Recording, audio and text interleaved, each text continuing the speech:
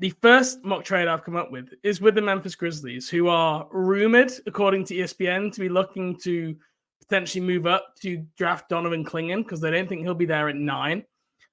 Charlotte is one of the teams where it seems like Donovan Clingan could fall to. And again, some of the latest reporting is like Donovan Clingan now isn't really on the board for Charlotte because they already have Mark Williams in place. I didn't quite understand what's changed between like now and before.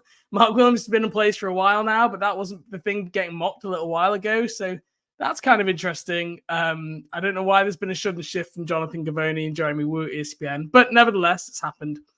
And my first mock trade is essentially in that scenario where Donovan Clingan drops to 6. Let's say Charlotte don't want to take him. And the Hornets were linked to, in the same ESPN mock draft, a couple of guys. They were linked to Cody Williams, Ron Holland, who are kind of guys who may be a little bit further back projected in the lottery. So in this mock trade, the Memphis Grizzlies would be moving up from 9 to 6. And the cost of doing that would be the 39th pick in this year's draft. And Santi Aldama, who is in a 1-year, $4 million deal. He is extendable on that deal. It is a team option, I believe, on this year of the deal. Look, this isn't sexy, okay? I'm being really honest. This is not, no one's going to be turning on the Santi Aldama highlight reel. But if Cody Williams is like your top guy on your board and you know he's going to be there at 9, I think you could do worse than picking up a early-ish second-round pick and a guy like Aldama who can play both power forward and center. He's probably like an upgrade on that Poku position. I think he's like 10 points, 6 rebounds this year. Kind of played the most he'd got to this year because of injuries in Memphis. You're essentially beefing up your front court rotation. You're adding another probably good two-way slot in this year's draft. And you're moving back to 9, so that contract for that rookie is slightly less than it would be at 6. And you might be getting your top-ranked guy anyway. So I don't think this is going to win any awards. But Chase, what do you think?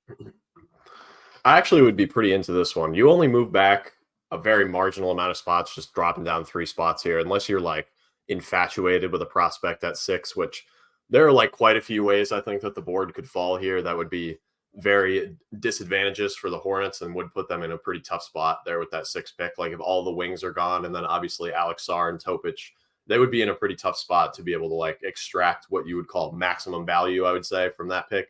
So, I mean, you drop down 3 spots, you get a spacing 4 or 5 in Santi Aldama. He's like a very legit front court shooter. I'm pretty sure he shot like 35 or 36% last year. He takes a whole bunch of them too. He's definitely a really good offensive fit with LaMelo and Brandon Miller.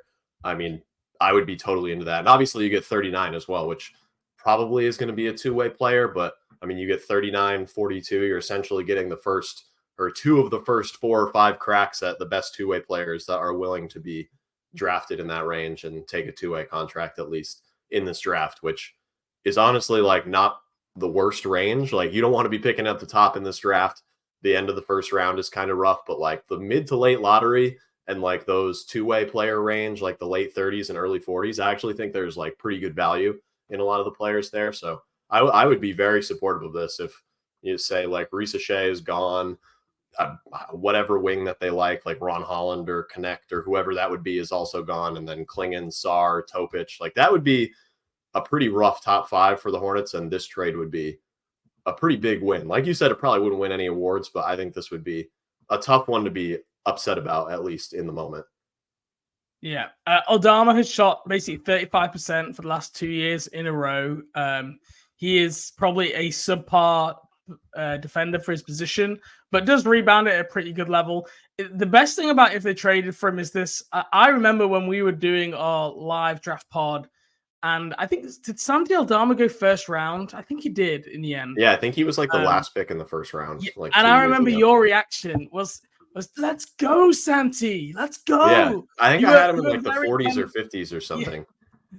You were very and I think at the time he was projected like around that range. He was a bit of a shock that he went in the first round. And I'll always remember your Santi Aldama reaction. Small school guy. Where did he get? Where did he study again? Where did he play? The Loyola University of Maryland. He was a Patriot. One of the very, very few NBA alumni from that school. Definitely one of the only ones in like the last like 30 years. So, I mean, he's made a career out of it. I would say as of now, he is a pretty strong hit with the 30th pick for Memphis. So, yeah, this is a very good trade. You're starting us off here with a nice, realistic, like easily, quote unquote, easily attainable, but also pretty impactful trade here, James. Very well done. Well, I got to give a little bit of credit. I reached out to Parker Fleming, who covers the Grizzlies, on his Substack, and I floated this, and we kind of like joint came to this idea. He also said that there's probably like other options that you could flip in for Aldama here. So let's see that you're a Isaiah Williams guy. Let's say that you're a John Conchar guy.